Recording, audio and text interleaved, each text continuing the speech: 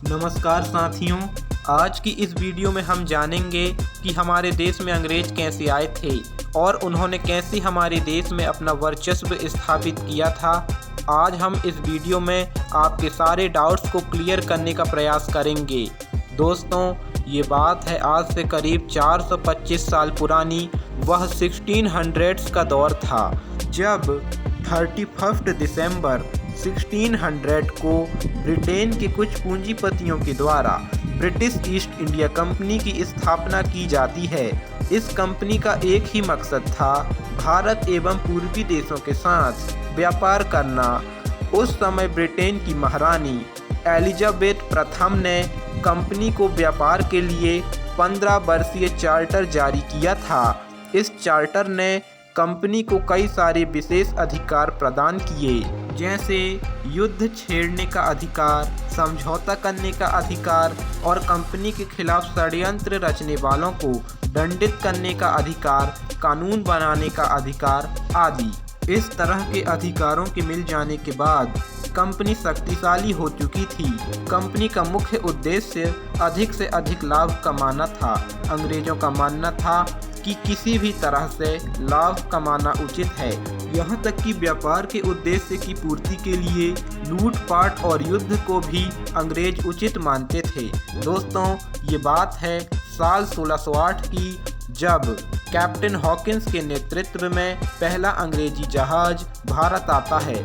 उस समय मुगल शासक जहांगीर का शासन था। साल 1608 में ही कैप्टन हॉकिंस ने एक अंग्रेज को अपना राजदूत बनाकर जहांगीर के दरबार में व्यापार की अनुमति लेने के लिए भेजा। दोस्तों, जहांगीर ने अंग्रेजों को व्यापार की अनुमति देने से मना कर दिया। इसके बाद साल 1615 में ब्रिटिश ईस्ट इंडिया कंपनी ने सर थॉमस रो को जहांगीर के दरबार में व्यापारिक केंद्र स्थापित करने की स्वीकृति लेने भेजा। थॉमस रो ने साल 1615 से साल 1619 तक का अपना समय मुगल दरबार में बिताया और वह जहांगीर से व्यापार की अनुमति लेने में कामयाब हो गया।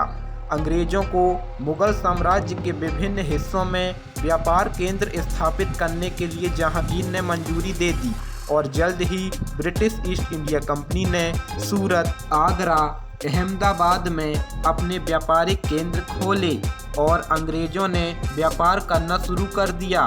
कुछ सालों तक यह सिलसिला ऐसा ही चला। इस दौरान अंग्रेजों ने पूर्वी समुद्री तटीय क्षेत्रों जैसे मसूलीपट्टनम, मद्रास, बंगाल, हुगली आदि स्थानों पर अपने व्यापारिक केंद्र स्थापित किए। दोस्तों, अब ये बात है साल 1707 की, जब मुगल शासक औरंगजेब की मृत्यु हो जाती है। औरंगजेब की मृत्यु के पश्चात जो मुगल शासक आए वे सभी अयोग्य थे।